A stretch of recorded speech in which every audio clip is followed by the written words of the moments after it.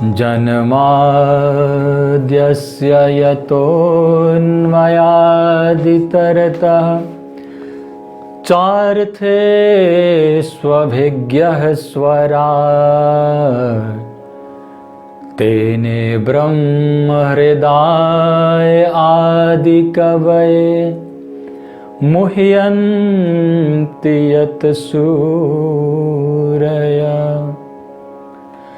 तेजो वारि मृदां यथा विनिमयो यत्र त्रिसर्गो मृषा धाम्ना स्वेन सदा निरस्तकुहकं सत्यं परं धीमहि। हरे कृष्णा। तो आज भागवत में हम प्रवेश कर रहे हैं पहला स्कंद का पहला अध्याय, और पहले अध्याय में प्रथम स्कंद का प्रथम अध्याय, इसमें व्यास देव जी ने 3 श्लोकों में मंगलाचरण किए हैं। तो पहला श्लोक है जन्माद्यस्य यतोऽन्वयादितरतः चार्थे स्वभिज्ञः स्वराट्। आप लोग सभी किताब भागवत लेकर बैठे होंगे, भागवतम लिए हैं, तो आप लोग देखिए, उसमें देखना चाहिए। देखेंगे तो अच्छा से समझ में आएगा, अगर लेकर बैठे होंगे तो, और नहीं लिए हैं तो कोई बात नहीं है, बैठकर श्रवण करिए। जन्माद्यस्य यतोऽन्वयादितरतः चार्थे स्वभिज्ञः स्वराट्। जन्मादि, जन्म माने सृष्टि, आदि माने पालन और संहार। सृष्टि, पालन और संहार। जन्मादि अस्य, अस्य माने इस संसार का, इस ब्रह्मांड का, इस संसार का। अस्य यतः अन्वयात् इतरतः चार्थे स्वभिज्ञः स्वराट्। प्रत्यक्ष रूप से हो या अप्रत्यक्ष रूप से भगवान श्री कृष्ण ही सृष्टि, पालन और संहार तीनों का ही कारण है। इस पर हम चर्चा कर चुके हैं। श्रीमद् भागवत महात्म्य के पहला श्लोक में ही हम लोग इस पर चर्चा किए थे, तो इस पर हम ज़्यादा विस्तार नहीं करेंगे। सृष्टि, पालन और संहार तीनों का ही मूल कारण जो है भगवान कृष्ण है। तो आप लोग, हम लोग जो लोग आज नए ज्वाइन किए हैं, वो भागवत महात्म्य के तीसरे वीडियो देखिए YouTube पर, तो उसमें आपको इस पर विस्तार से मिल जाएगा। इस पर हम ज़्यादा विस्तार नहीं करेंगे अभी। भगवान कृष्ण ही सृष्टि, पालन और संहार तीनों के ही कारण हैं। भले ही सृष्टिकर्ता ब्रह्मा जी है और भगवान विष्णु पालनहार है और भगवान शिव संहार करता है, लेकिन इन ब्रह्मा और विष्णु महेश को भी जो आदेश देने वाले हैं वो भगवान कृष्ण ही हैं। भगवान कृष्ण ही तव इच्छा मते ब्रह्मा करे न सृजन, तव इच्छा मते विष्णु करे न पालन, और तव इच्छा मते शिव करे न संहार, और तव इच्छा मते माया सृजे कारगार। सारा संसार में जो कुछ भी सृष्टि, पालन, संहार और इस संसार को जो काया कारागार जो सृजन कर रही है, वो माता दुर्गा सभी भगवान के ही अध्यक्षता में कार्य कर रहे हैं। तो जन्मादि अस्यतः अन्वयात् इतरतः चार्थे स्वभिज्ञः स्वराट्। और भगवान तीनों कालों को जानने वाले हैं। तीनों कालों को, भूत, वर्तमान और भविष्य। चार्थे स्वभिज्ञः स्वराट्, और स्वराट है, परम स्वतंत्र है, उनसे बढ़कर और कोई नहीं है। भगवान कृष्ण से बढ़कर और कोई नहीं है। परम स्वतंत्र है, स्वराट है, वो सबका स्वामी है, उनका स्वामी कोई नहीं, उनसे बढ़कर कोई नहीं है, स्वराट। और तेने ब्रह्म हृदय आदि कवये, उन्होंने ही आदि कवि ब्रह्मा जी को वेदों का ज्ञान दिया। तेने ब्रह्म हृदय आदि कवये मुह्यन्ति यत् सूरयः, लेकिन बड़े बड़े देवता भी मोहित हो जाते हैं। सूरयः मुह्यन्ति, बड़े बड़े देवता भी मोहित हो जाते हैं। ब्रह्मा जी मोहित हो गए थे, और ये सचमुच भगवान है कि नहीं, भगवान को जानने के लिए उनके बछड़े और ग्वाल बालों को हरण कर लिए थे, चुरा ले गए थे। हम आगे 10वें स्कंद में श्रवण करेंगे। और अंत में भगवान ने ऐसा पाठ पढ़ाया कि ब्रह्मा जी आकर के भगवान के शरण में घुटने टेक करके स्तुति करना पड़ा। और ब्रह्मा जी, इंद्रदेव भी भगवान को एक बार मोहित हो गए थे, भगवान को नहीं समझ पाए, भगवान को गालियां दे रहे थे। ये भगवान नहीं है, बाचालम बालिशम स्तब्धम अज्ञम पंडित मानिनः, अपने आप को बहुत बड़ा पंडित मान रहा है, ये बाचाल है, ज्यादा बोलने वाला है। और इस कृष्ण के बात को सुन करके ये ब्रजवासी मेरे को अपमान किए हैं, मेरी पूजा बंद किए हैं। बहुत क्रोधित हुए इंद्र, और भगवान को दंड देने के लिए, भगवान ब्रजवासियों को दंड देने के लिए बहुत भारी बारिश किए। और भगवान ने गिरिराज गोवर्धन को उठा करके इंद्र का भी मान भंग किए। और भगवान शिव भी मोहित हो गए थे भगवान के मोहिनी रूप से, और बाणासुर के युद्ध में भी आ गए थे। तो मुह्यन्ति यत् सूरयः, बड़े बड़े देवता भी मोहित हो जाते हैं भगवान के लीलाओं को देख करके। कैसे मोहित होते हैं? तेजो बारी मृदाम यथा विनिमयो, जैसे हम लोग जल में स्थल और स्थल में जल देख करके मोहित हो जाते हैं। जैसे सरोवर के तट पर एक वृक्ष दिखाई देता है, और उस वृक्ष को हम देखते हैं उस सरोवर में तो उल्टा दिखाई देता है, पत्ते टहनियां नीचे दिखाई देता है और जड़ ऊपर दिखाई देता है। थोड़ी देर तक देखने से हम भी मोहित होने लग जाते हैं। जैसे हम लोग रोड पर चलते हैं तो दूर दूर तक जब देखते हैं गर्मियों में तो पानी पानी सा दिखाई देता है, जल जल दिखाई देता है, लेकिन वहां पर जल होता नहीं है। तो जैसे हम लोग मोहित हो जाते हैं इन वस्तुओं को देख करके, वैसे ही बड़े बड़े देवता लोग भी भगवान के लीलाओं को देख करके मोहित हो जाते हैं। मुह्यन्ति यत् सूरयः तेजो बारी मृदाम यथा विनिमयो यत्र त्रिसर्गो मृषा। और भगवान सत्वगुण, रजोगुण और तमोगुण तीनों गुणों से परे विशुद्ध सत्व में रहते हैं।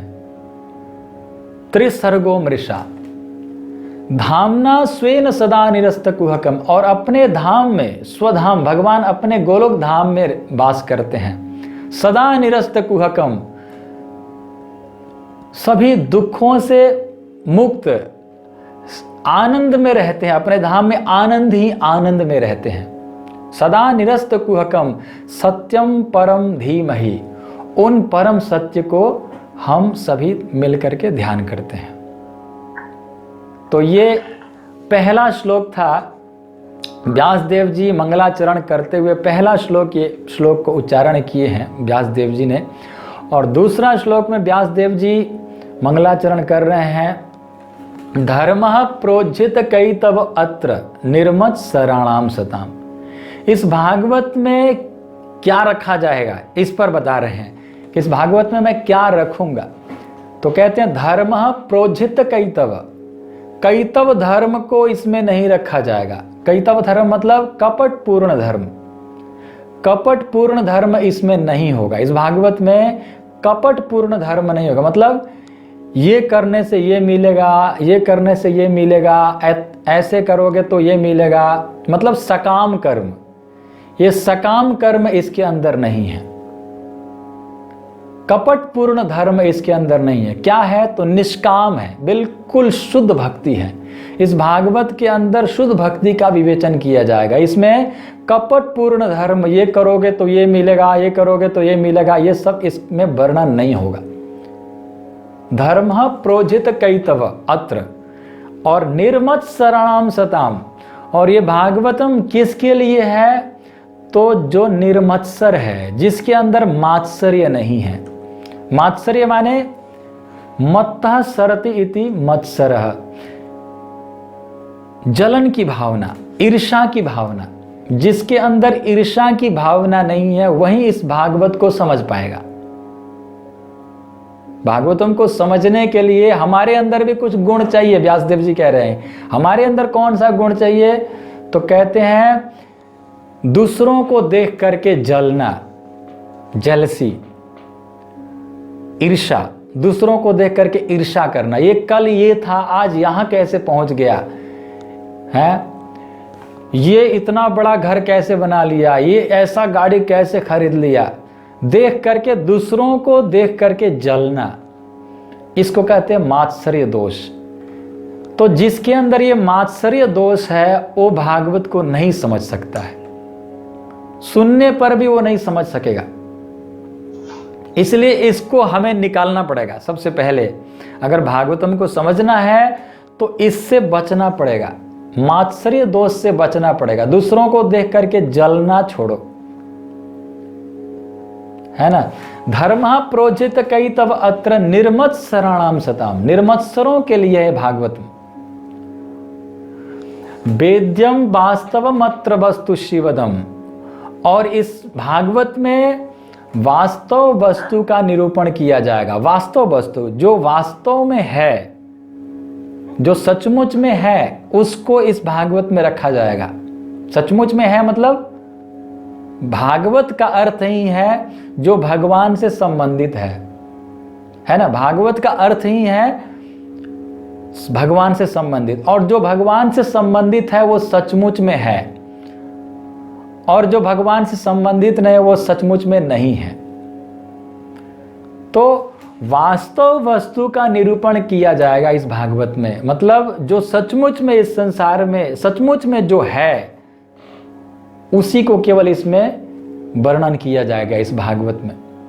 वास्तव वस्तु और शिवदम तापपत्र।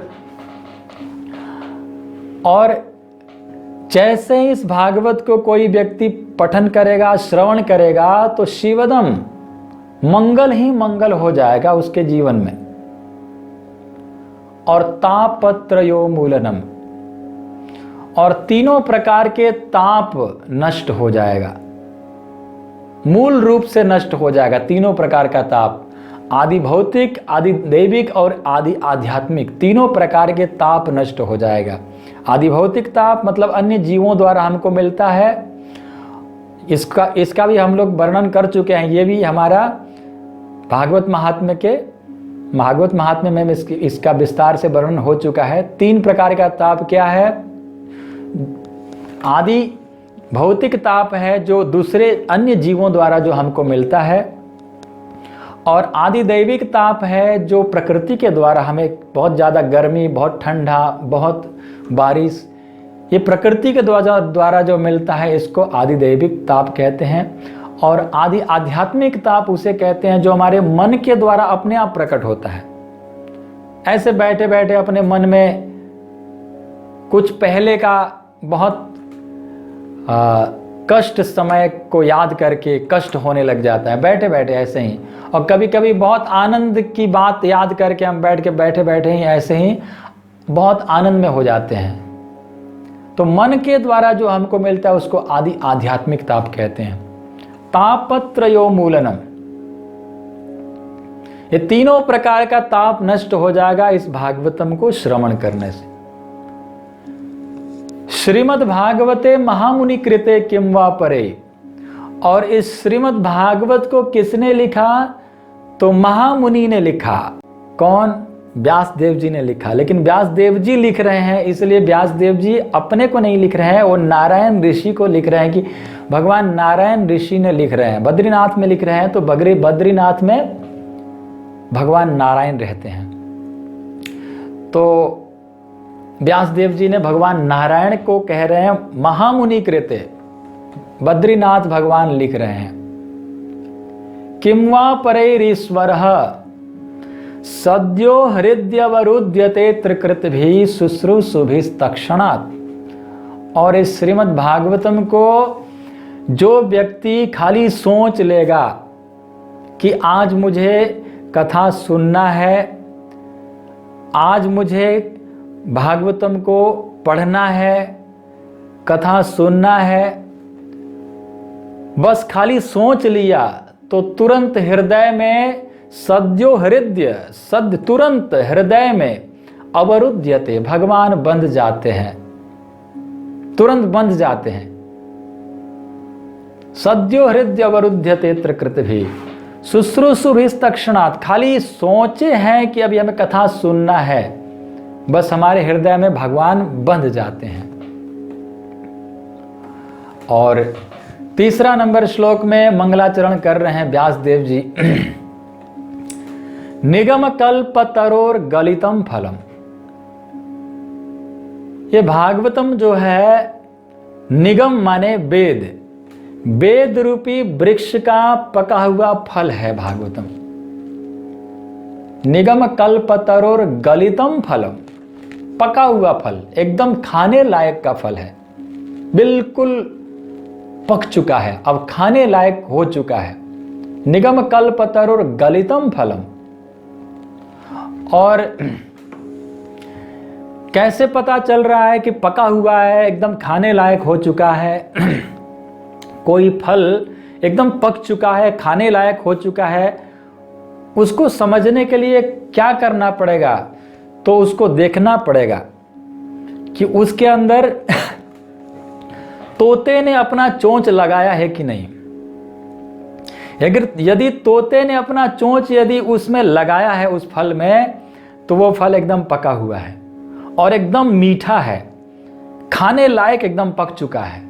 ये समझ लीजिए, सबसे मीठा है, क्योंकि तोता बहुत बुद्धिमानी होते हैं इस विषय में कि ये फल खाने लायक हुआ है कि नहीं। इसलिए तोते ने जिस फल में चोंच लगा दिया है, उस फल को तुरंत तोड़कर खा लो, वो खाने लायक है। तो कहते हैं इस भागवतम रूपी फल में भी एक तोते ने चोंच लगाया है। कौन सा तोता? तो शुक मुखाद मृत द्रव संयुतम, सुखदेव रूपी तोते ने इस फल में चोंच लगाया है। सुखदेव, सुख माने तोता ही है, ये राधा रानी का तोता है, जो गोलोक वृंदावन में राधा रानी, राधा कृष्ण के बीच जो चिट्ठी इधर उधर पहुंचाने वाला, जो काम करने वाला है, वो तोता है। ये तोता जो गोपनीय चिट्ठी को इधर से उधर, राधा रानी का चिट्ठी को भगवान कृष्ण तक पहुंचाना और भगवान कृष्ण का चिट्ठी को राधा रानी तक पहुंचाने का, जो गोपनीय बातों को जो लेकर ले जाना, ले आने का काम करता है, वो तोता है ये सुखदेव गोस्वामी।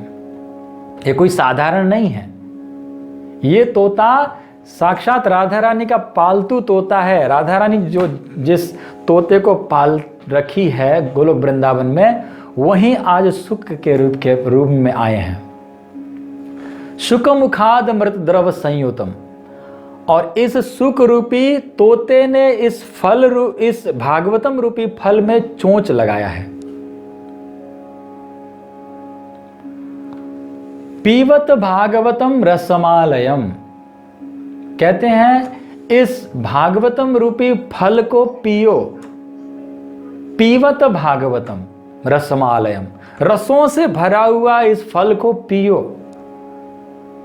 प्रश्न उठता है कि फल है तो फिर पिया क्यों जाए? फल है तो फिर खाया जाता है। तो बोलते हैं नहीं, ये ऐसा फल है कि इसको पिया जाता है, ये पीने वाला फल है। क्यों? तो बोलते हैं अगर खाने वाला फल होता है तो छिलका खाया जाता है, गुठली निकालकर छिलके को निकालकर फेंक दिया जाता है और गुठली फेंक दिया जाता है, और जो रस है उसको पी लिया जाता है, उसको खाया जाता है। पर इस भागवतम रूपी फल में ना छिलका है ना गुठली है, ये केवल रस ही रस से भरा हुआ है। रसमालयम पीवत भागवतम रसमालयम, ये भागवतम रूपी फल जो है रसों से भरा हुआ है। रसमालयम रस से भरा हुआ है। पीवत भागवतम रसमालयम मुहुरहो रसिका भुवि भावुका। कितने बार पिया जाए? मैं मान लिया कि ये पका हुआ फल है, पीने लायक का फल है। खाने फल भी कोई पीने लायक का होता है, फल तो खाने लायक होता है। एक बार गौर कृष्ण महाराज जी इस पर चर्चा कर रहे थे, तो गौर कृष्ण महाराज जी बोल रहे थे कि आजकल के ज़माने में किसी को इतना अच्छी तरह से समझाने की ज़रूरत नहीं है, क्योंकि लोग आसानी से समझ लेंगे। पीने वाला फल मतलब कैसा होता है, तो जैसे हम फ्रिज में रखा हुआ है ना, शक्कर वगैरह डाल करके और हम रख देते हैं, और फिर हम उसको, वो फल जैसा हो जाता है और उसको हम पीते हैं, खाते हैं, पीते हैं। तो वो जो पानी और शक्कर ही है और कुछ नहीं है, उसमें दूध डाला है, शक्कर डाला है और कुछ काजू किशमिश डाला है, तो वो वैसे फल जैसा है, लेकिन इसमें ना छिलका है ना गुठली है। तो उसी तरह का ये भागवतम है। ये भागवतम जो है, इसमें ना छिलका है ना गुठली, कुछ फेंकने वाला नहीं है। सब पियो, सब पियो, इसमें कोई कुछ भी त्याज्य नहीं है। इसलिए पीवत भागवतम रसमा, इसलिए इस भागवतम रूपी फल को पियो। पीवत भागवतम रसमाल। तो कितना पिए, कितने बार पिए? हमने तो भागवतम सुन चुके हैं, कितने बार सुन चुके हैं। तो वो बोले नहीं, इसको मुहु रहो रसिका भुवि भावुका। पीवत भागवतम रसमालय मुहु रहो। इस भागवतम रूपी फल को मुहुर, बार बार पियो। एक दो बार नहीं पीना है, इस भागवतम रूपी फल को बार बार पियो। कितने बार पियो? तो बोले जब तक रस, खुद ही रस ना बन जाओ तब तक पीते रहो। ऐसा नहीं कि भागवतम सुन लिया अब क्या सुनना है, नहीं, इस भागवतम को पीते रहो, पीते रहो जब तक स्वयं रस ना बन जाओ। क्योंकि हम ऐसे जीव है कि यदि थोड़ी देर के लिए भी इनसे दूर हो जाए, भागवतम से दूर हो जाए, तो निकल जाता है, हमारे बुद्धि में टिकता नहीं है। जैसे एक घड़े में पानी भरना है और वो घड़ा पूरा छेद ही छेद से भरा हुआ है, छेद ही छेद है, और उस घड़े में हमको पानी भरना है, तो कैसे भरा जाए? तो बोलते हैं अगर उस घड़े में पानी भरना है तो उस घड़े को उस सरोवर में ले जाकर डुबो करके उसी में छोड़ दो, उसी में छोड़ दो तो भरा रहेगा। क्योंकि जैसे उस घड़ा को उठाएंगे तो पानी सब निकल जाएगा, क्योंकि छेद भरा हुआ है। वैसे ही हमारे बुद्धि में छेद भरा हुआ है। हमारी बुद्धि जो है, हमारे दिमाग जो है, ये भागवतम को अंदर नहीं रख पाता है, निकल जाता है तुरंत। अभी सुनो अभी भूल जाते हैं। इसलिए इस भागवतम रूपी रस में डूब जाओ और खुद को रस स्वरूप बना लो। पीवत भागवतम रसमालयम मुहु रहो रसिका भुवि भावुका। अच्छा, कौन कौन पिएगा? तो कहते हैं रसिका और भावुका, ये दो लोग को बुला रहे हैं, सबको नहीं बुला रहे हैं, सबको भागवतम नहीं सुना रहे हैं। कहते हैं दो लोग केवल आओ। कौन कौन? तो बोलते हैं रसिका भुवि भावुका। जो रसिका, जो रसिक है, जो भावुक है, जो रस में डूबना चाहता है, जो रस में डूबना चाहता है वो आओ, है ना। हम लोग सबको बुलाते हैं, आओ कथा सुनो, लेकिन व्यासदेव जी सबको नहीं बुला रहे हैं। किन किन को बुला रहे हैं? तो जो रसिक है, जो रस में डूबना चाहता है। यहां आकर के माथा खराब नहीं करना है ना। उनका कहने का मतलब है कि यहां जिसको इच्छा ना हो वो माथा खराब ना करे, जिसको रस में डूबना है वही कथा सुने। रसिक जो रस में डूबना चाहता है वही कथा सुने। रसिका और भावुका, जो भाव में डूबना चाहता है, भाव में रहता है, भावुक है, उनको रसिका भुवि भावुका, हे रसिकों, हे भावुकों, ये तुम्हारे लिए है। तो ये था मंगलाचरण। व्यासदेव जी ने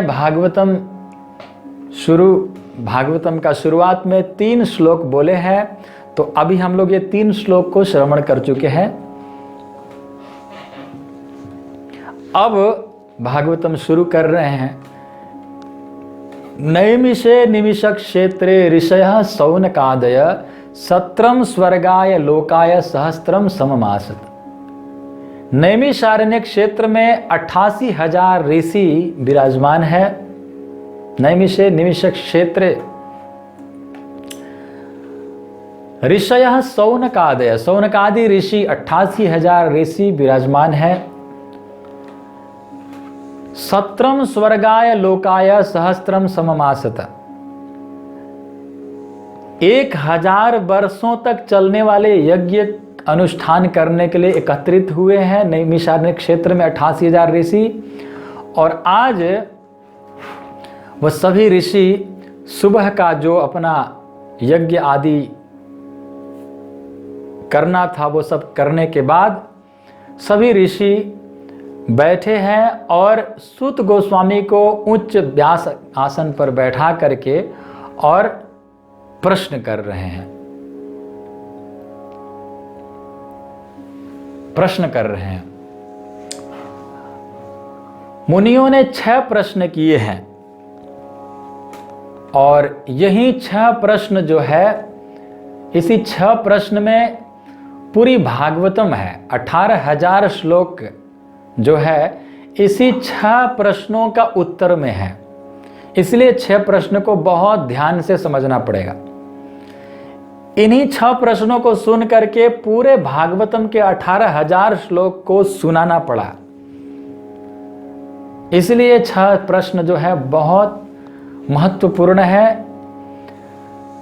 श्लोक संख्या 9 में देखिए आप, पहला प्रश्न है, पुंसामेकांततः श्रेयस्तन्नः संसितुमर्हसि। जीवों का परम कल्याण कैसे होगा? 9वां नंबर श्लोक में प्रश्न, पहला प्रश्न है कि जीवों का कल्याण कैसे हो, जीवों का परम कल्याण कैसे होगा। कल्याण ही नहीं, परम कल्याण, जीवों का परम उद्धार, परम कल्याण कैसे होगा, यह पहला प्रश्न है। और दूसरा प्रश्न है, प्रायणाल्पायुषः सभ्य कलावस्मिन् युगे जना मंदा सुमंद मतयो मंद भाग्याहुपद्रुता। प्रायणाल्पायुषः सभ्य कलावस्मिन् युगे जना, इस कलयुग में आयु कम है, माने समय कम है।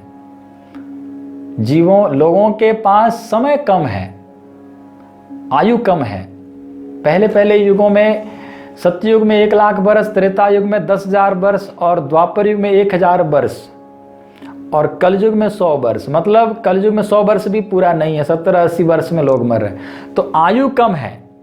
प्रायणाल्पायुषः सभ्य कलावस्मिन् युगे जना। और दूसरा बात, मंदा सुमंद मतयो मंद भाग्यायुपद्रुता।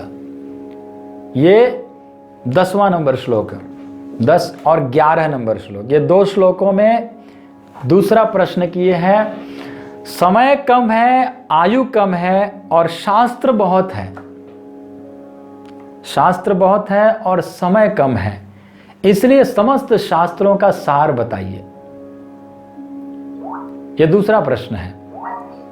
समय कम है और शास्त्र बहुत है, इसलिए समस्त शास्त्रों का सार बताइए। यह दूसरा प्रश्न। और तीसरा प्रश्न किए है कि भगवान कृष्ण वसुदेव, ये है 12वां नंबर श्लोक में, भगवान कृष्ण वसुदेव और देवकी के पुत्र के रूप में किस लिए, यानी अवतार लिए है किस प्रयोजन से, अवतार लेने का प्रयोजन क्या है। भगवान देवकी और वसुदेव के पुत्र के रूप में अवतार लिए हैं, इस अवतार का प्रयोजन क्या है, ये तीसरा नंबर प्रश्न है। और चौथा नंबर प्रश्न है,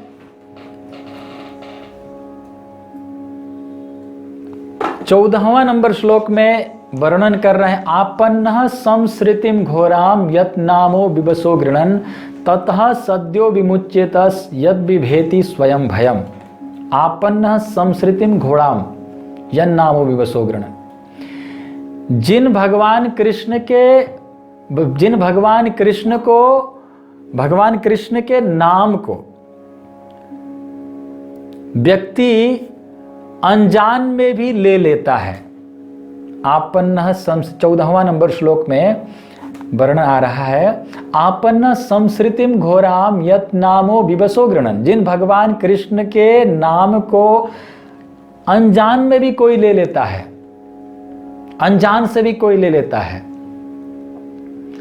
तो जैसे किसी को पता नहीं है कृष्ण मतलब क्या होता है, जैसे दूसरे देश के लोग, दूसरे जाति के लोग जो कृष्ण को नहीं जानते हैं, और हमने बोले कृष्ण बोलो कृष्ण बोलो, उसने कृष्ण बोल दिया, तो अनजान में भी अगर वो एक बार कृष्ण बोल दिया तो आपन्न संसृतिम घोराम यत नामो विवशो गृणन ततः सद्यो विमुच्येत यद विभेति स्वयं भयम। वो मुक्त हो जाता है। अनजान में भी कोई व्यक्ति भगवान का नाम ले लेता है तो मुक्त हो जाता है। और यह भगवान का नाम कैसा है, तो यद विभेति स्वयं भयम, भय भी भयभीत रहता है। भगवान के नाम से भय भी भयभीत रहता है, ऐसा नाम है। जिन नाम को ले लेने मात्र से भय अगर हो रहा हो, भगवान का नाम ले लिया जाए तो भय भी भयभीत होकर भाग जाएगा, ऐसा नाम है भगवान का नाम। तो उन भगवान कृष्ण ने कौन सी लीलाएं किए, उन लीलाओं के विषय में वर्णन कीजिए। 17वां नंबर श्लोक में, 14वां नंबर श्लोक में तो नाम का वर्णन किया, लेकिन 17वां नंबर श्लोक में उन भगवान कृष्ण का लीलाओं को वर्णन करिए। उन लीलाओं को हमें सुनना है। भगवान कृष्ण फिर से समझिए। पहला प्रश्न है, जीवों का परम कल्याण कैसे होगा। दूसरा प्रश्न है, समय कम है और शास्त्र बहुत है, इसलिए समस्त शास्त्रों का सार क्या है। और तीसरा नंबर प्रश्न है, भगवान कृष्ण देवकी वसुदेव के पुत्र के रूप में अवतार लिए किस प्रयोजन से, किस लिए अवतार लिए। और चौथा नंबर प्रश्न है, अवतार लिए तो कौन कौन सी लीलाएं किए, उन लीलाओं को वर्णन करिए। और 5वां नंबर प्रश्न है कि भगवान, ये 18वां नंबर श्लोक, 17 और 18 नंबर श्लोक, इन दोनों में ही 2 है। 4 और 5 नंबर श्लोक का प्रश्न है कि अवतार क्यों लेते हैं, भगवान अवतार क्यों लेते हैं। ये 5वां नंबर प्रश्न है, भगवान अवतार क्यों लेते हैं। तो ये 5 प्रश्न है। 6 प्रश्न किए हैं मुनियों ने, तो 6ठा प्रश्न जो है वो आपके लिए होमवर्क के लिए रखा जा रहा है। आप लोग होमवर्क करना है, इसको पढ़ना है और आप लोग मेरे को मैसेज करना है, व्हाट्सएप पर मैसेज करना है। 6ठा नंबर प्रश्न आप लोग अपने आप पढ़ करके, और मुझे वो उसको हम लोग व्हाट्सएप ग्रुप को हम लोग लॉक नहीं खोलेंगे। जो आप लोग जो पढ़ेंगे और इस जो 6ठा नंबर प्रश्न है, कुछ तो दिया जाएगा, ऐसे करना पड़ेगा, तभी जाकर के आप लोग पढ़ेंगे और अच्छी तरह से समझेंगे। हाँ, जो नहीं कर सकते हैं कोई बात नहीं, उनको कोई दिक्कत नहीं है, बैठकर सुनिए, कथा सुनिए। लेकिन जो कर सकते हैं, जो इंटरेस्टेड है, उनको तो पढ़ाई की तरह करना चाहिए, स्टडी है तो ध्यान से आप लोग इसको पढ़िए और पढ़ करके और मेरे को व्हाट्सएप पर मैसेज करिए कि छठा नंबर प्रश्न क्या है। अभी नहीं बताना आप लोग, अभी नहीं, कोई जानते हो वो भी नहीं बताना, अभी नहीं बोलना है। और छठा नंबर प्रश्न को खोज करके मेरे को श्लोक नंबर कौन सा है और उसमें कौन सा प्रश्न है, तो उसको आप हमें मैसेज करिए। और यदि सही होगा तो मैं उसको टिक कर दूंगा कि हाँ आपका सही है, और गलत होगा तो मैं उसको काट दूंगा, मतलब गलत है ना, कटा हुआ टिक कर दूंगा। तो आपको दोबारा से फिर नहीं ट्राई करना है कि ये नहीं तो क्या ये है क्या, तो ऐसे नहीं करना है। एक बार गलत हो गया तो गलत हो गया, है ना। फिर लेकिन हम जब अगला सेशन करेंगे, अगला नेक्स्ट सेशन हमारा जो शुक्रवार को होगा, उसमें मैं इस छठा नंबर प्रश्न को भी मैं बताऊंगा। ऐसा नहीं कि नहीं बताऊंगा, लेकिन ये अभी होमवर्क के लिए दिया जा रहा है कि आप लोग थोड़ा पढ़ें और समझें, और आप लोग भी कुछ करिए, अपना भी मेहनत करिए। पूरा खाना पका करके तैयार करके परोसा जाए तो फिर आनंद नहीं आएगा। तो आप लोग को भी कुछ ताकत लगाना पड़ेगा, इसमें मेहनत करना पड़ेगा, तो अच्छा रहेगा। तो एक माता जी ने प्रश्न कर रही थी, हाँ ग्रुप में मैसेज की थी एक माता जी ने कि हम लोग गृहस्थ जीवन में अच्छी तरह से साधना नहीं कर पाते हैं, तो अच्छी तरह से साधना करने के लिए क्या किया जाए, है ना, ये प्रश्न था। तो भगवत गीता के 14वां अध्याय में, 14 अध्याय में 8वां नंबर श्लोक में भगवान कृष्ण कहते हैं कि तमोगुण का फल क्या है। तमोगुण का फल क्या है? तो कहते आलस्य और नींद। आलस्य और नींद, ये दो जो है ये तमोगुण का फल है।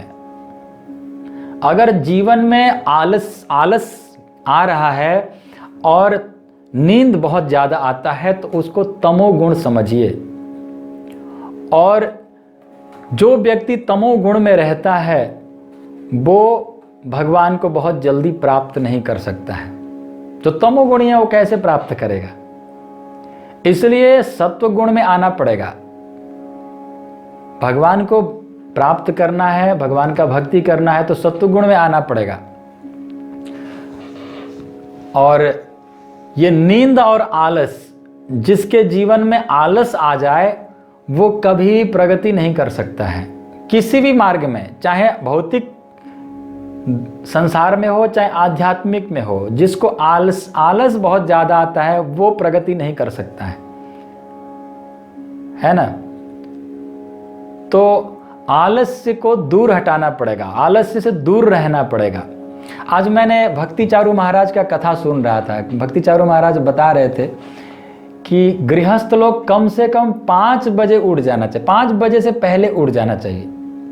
मंदिर में भक्त लोग 4 बजे उठते हैं, 3:30 बजे उठते हैं, लेकिन गृहस्थ को चाहिए कि कम से कम 5 बजे तो उठ ही जाए, 5 बजे से पहले उठ ही जाना चाहिए। गृहस्थों को थोड़ा सा छूट मिला है क्योंकि अपना काम भी करते हैं और जॉब भी करते हैं, फिर आते हैं घर में और थके हुए होते हैं, तो सोने के लिए थोड़ा सा 1 घंटा ज़्यादा दिया जा रहा है।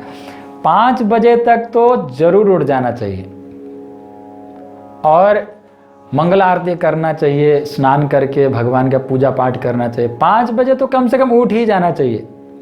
5 बजे भी नहीं उठे तो फिर वो व्यक्ति आलस्य में भरा हुआ है, वो व्यक्ति नींद में भरा हुआ। आलस्य और नींद ही तमोगुण का फल है।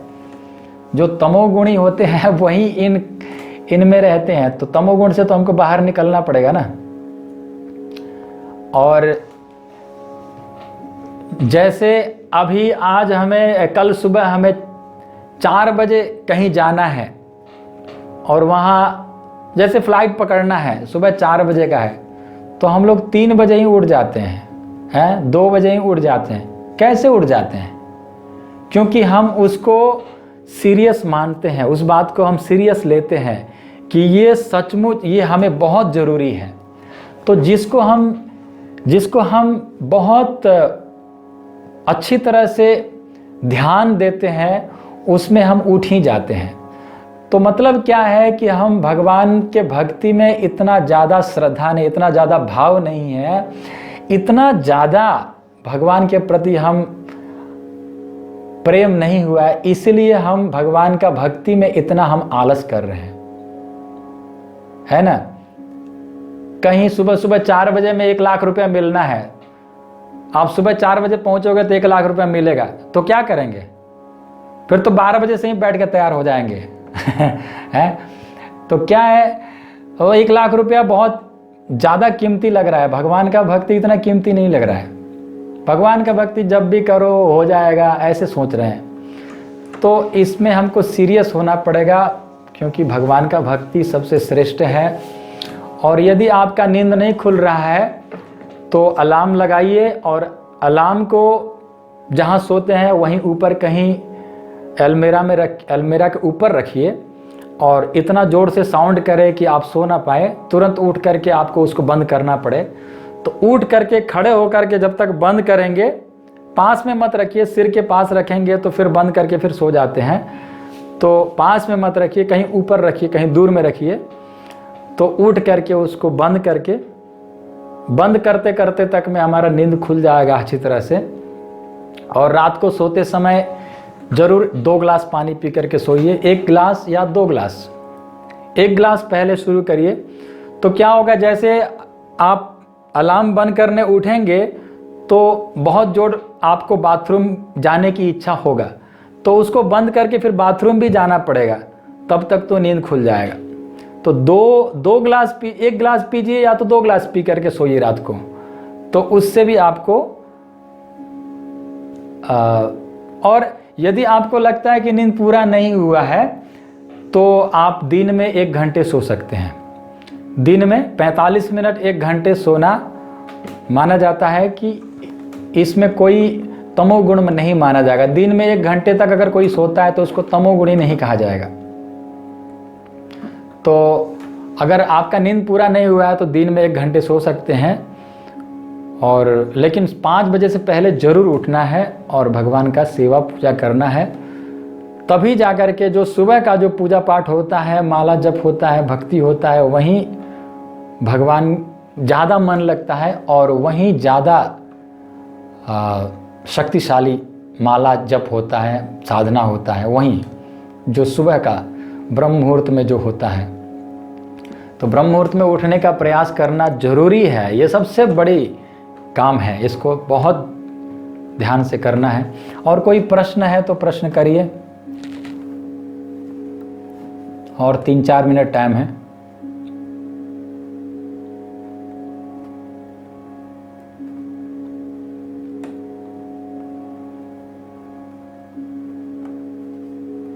नहीं है कोई प्रश्न? नहीं है जी प्रभु जी, मेरा एक प्रश्न है। हाँ पूछिए मत।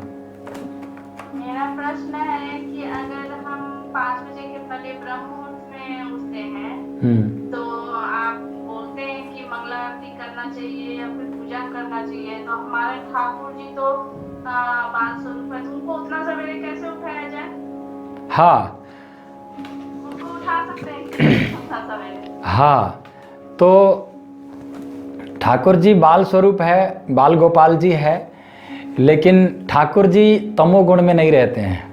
ठाकुर जी सुबह सुबह उठ जाते हैं, 4 बजे, 3:30 बजे, 4 बजे, 5 बजे उठ ही जाते हैं। गाय चराने जाते थे भगवान कृष्ण, 8 बजे उठकर नहीं जाते थे, है ना। जब बाल गोपाल थे तब भी 8 बजे उठकर गाय चराने नहीं जाते थे, सुबह सुबह उठ जाते थे। और सुबह उठ करके भगवान हमारे जैसे नहीं है, तमोगुण में नहीं रहते हैं भगवान। तो उनको मत सोचिए ऐसे कि वो नहीं उठते होंगे, उनको नहीं उठाना है, नहीं, भगवान उठते हैं, भगवान है वो तो। लेकिन हमारी श्रद्धा है कि बाल गोपाल है, छोटे से हैं, अभी सोएंगे, तो अच्छी बात है, अपना भाव है, लेकिन ये ब्रह्म मुहूर्त का जो समय होता है, इसी समय में मंगल आरती होता है, ये शास्त्रों का कहना है। तो आपका भाव अलग है, ठीक है, आपका भाव है। यहाँ भी बिहारी जी को बोलते हैं कि बिहारी जी रास करते हैं रात को, तो सुबह 8 बजे में उठते हैं तो मंगल आरती नहीं होता है, 7 बजे 7:30 बजे मंगल आरती होता है। तो ऐसा भाव है, लेकिन हमको उतना भाव, भक्ति में इतना भाव में नहीं डूबना है अभी हमको साधना को ज़्यादा ध्यान रखना है और भगवान को उठा लेना है। उठते हैं भगवान, ऐसी कुछ नहीं है। तो 5 बजे आराम से उठ जाएंगे भगवान। बाल गोपाल जी भी 5 बजे तो उठ ही जाएंगे।